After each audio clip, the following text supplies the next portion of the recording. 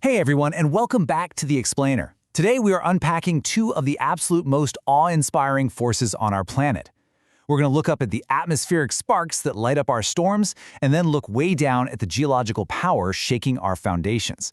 Basically, we're demystifying the wild science of lightning and earthquakes. So, think about this for a second. Have you ever pulled off a wool sweater on a super dry winter day and heard that crackling sound? Or maybe you even felt that tiny little zap? Well, what if I told you that the exact same physics causing that tiny, totally harmless shock in your bedroom is literally responsible for millions of volts of electricity tearing through the sky? It's true. Both of these phenomena, the spark and the storm, just like the shifting of a tiny rock and the leveling of an entire city, all come down to the accumulation and then the sudden, violent release of immense energy. All right, here's our roadmap for today. 1. The science of lightning. 2. Protection from the sky. 3. Tremors and tectonic plates. 4. Recording the quakes. And 5. Richter versus Mercalli scales. Let's jump in. Part 1. The science of lightning, also known as atmospheric sparks. Let's figure out what actually causes a regular thunderstorm to become such an electrified powerhouse. Okay, so when a thunderstorm is really brewing, it is complete chaos up there. You've got air currents moving vigorously upwards, while heavy water droplets are rushing downwards. And all this violent movement causes a massive separation of electrical charges. The positive charges basically get swept up and hang out near the upper edges of the clouds, while the negative charges accumulate heavily down near the bottom. Meanwhile, down on the ground, positive charges start pooling up too. Eventually, when those charges build up enough, the air, which normally acts as a great insulator, just can't block their flow anymore. The charges meet, and boom!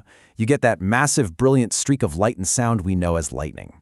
Now, what's really cool is that we can actually visualize this massive atmospheric event right on a tabletop. Take a look at this bottle electroscope. You've got a metal foil at the top, a copper wire running down, and two small aluminum strips at the bottom. If you touch that metal cap with a charged object, the charge travels straight down the wire to the aluminum strips. And since both strips get the exact same charge and like charges repel each other, they push apart. They physically diverge. It is the exact same fundamental principle of electric charges accumulating and seeking equilibrium that drives an entire thunderstorm. Moving right along to Part 2, Protection from the Sky. Let's talk about grounding the danger with some actionable safety measures and some pretty brilliant engineering. You've probably noticed those pointed metallic rods on the tops of tall buildings, right? That's a lightning conductor, and it's a beautifully simple, absolutely crucial device. First, that pointed rod sits higher than the building itself to essentially catch the strike. Second, there's a thick copper wire connected to it that runs all the way down the outside of the building. And third, that wire ends at a metal plate buried deep underground. So when lightning strikes, instead of ripping right through the building's infrastructure, the electricity just takes the easy route straight down that copper wire and safely neutralizes in the earth. But what if you're not safely inside a building with a lightning conductor? Well, if you're indoors, unplug your electronics, TVs, computers, because strikes can easily travel through your home's wiring. Also, avoid bathing, because running tap water is a highly effective conductor of electricity. If you're outdoors, stay away from open fields, tall trees, and whatever you do, do not hold up a metal umbrella. Now, here is a really surprising fact. While open vehicles like motorcycles are super dangerous in a storm, the metal shell of a closed car or a bus is actually perfectly safe. It acts like a protective cage, routing the electrical charge completely around you. And hey, if you're stuck out in the open with absolutely nowhere to go, don't lie flat. Squat low to the ground with your head tucked between your hands to make yourself the smallest target possible. All right, let's shift gears. Section 3. Tremors and tectonic plates. We're moving from the sky down into the Earth's restless crust. You know, back before modern seismology, people were understandably terrified when the ground would just suddenly and violently start shaking. Without science, they turned to myths. For instance, there was this ancient belief that the whole Earth was balanced on the horn of a giant bull, and earthquakes happened when the bull got tired and shifted the Earth over to its other horn.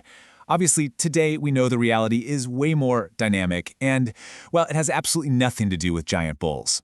So the Earth isn't just one big solid rock. It actually has distinct layers: the inner core, the outer core, the mantle, and the crust. But here is the secret to earthquakes. That outermost layer, the crust, is not a single unbroken shell. It's heavily fragmented, kind of like a cracked hard-boiled egg. Each of these massive puzzle pieces is called a tectonic plate, and they literally float on top of the mantle, constantly moving in this incredibly slow, restless motion. Because these giant plates are always moving, they inevitably bump into each other. They scrape and brush past one another, or sometimes one gets shoved completely under another. The boundaries where this happens are weak zones with immense friction, making them super prone to sudden slips. We call these areas seismic zones or fault zones. Tragically, many highly populated areas, like Kashmir and Bhuj in India, sit right on top of these threatened fault zones, and historically they've suffered some devastating, life-altering quakes with magnitudes over 7.5. Part 4. Recording the quakes. Let's untangle some terminology and look at the fascinating instruments scientists use to capture all this invisible movement. Okay, the seismo terminology can get a little confusing, so let's quickly break it down. The seismometer is just the internal sensor itself, usually a heavy mass on a spring or pendulum. The seismograph is the entire instrument securely mounted right to the earth. And finally, the seismogram is the actual record of the shaking. And just a quick note, we don't really use those old-school paper drums with the scratching ink pens anymore. Today, seismograms are entirely digital readouts of the ground's displacement. Now here's how the device actually works, and it's basically the magic of inertia. Because the whole seismograph is bolted to the ground, when an earthquake hits, the frame shakes right along with the earth. But that internal mass suspended on the spring, because of inertia, it essentially stays completely still in space while the earth literally shakes around it. The device just records the relative motion between the shaking frame and the still mass. It's such a brilliantly simple physics concept being used to measure catastrophic events. Finally, Section 5. Richter versus Mercalli scales, the ultimate showdown of earthquake measurement. So, there are two entirely distinct ways we talk about a quake size. Developed back in 1935, the Richter scale is quantitative. It uses seismograph data to measure the objective, cold, hard scientific energy released right at the source. It doesn't matter where you are, the magnitude is the same. The Mercalli scale, on the other hand, was developed in 1902 and is highly qualitative. It measures the actual human experience, the intensity of the shaking, the structural damage, the overall impact. That rating changes depending on how close you are to the epicenter, and it's scored using Roman numerals from I for barely noticeable all the way up to VIII for total catastrophic destruction.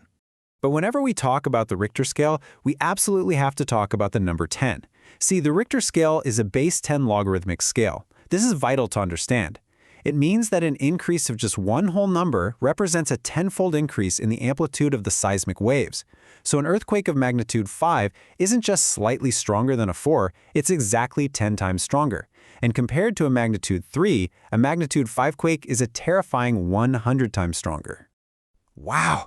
Okay, we've covered a ton of ground today. From the friction of water high up in the storm clouds to the massive grinding of tectonic plates deep beneath our feet. The truth is, we cannot stop nature's fury.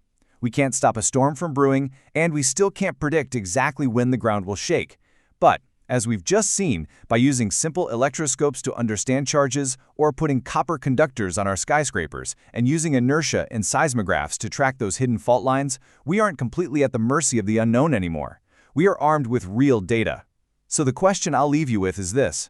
With every new scientific discovery we make, are we finally mastering our survival on this beautiful, volatile planet? Thanks so much for joining me on The Explainer today, and keep questioning the world around you.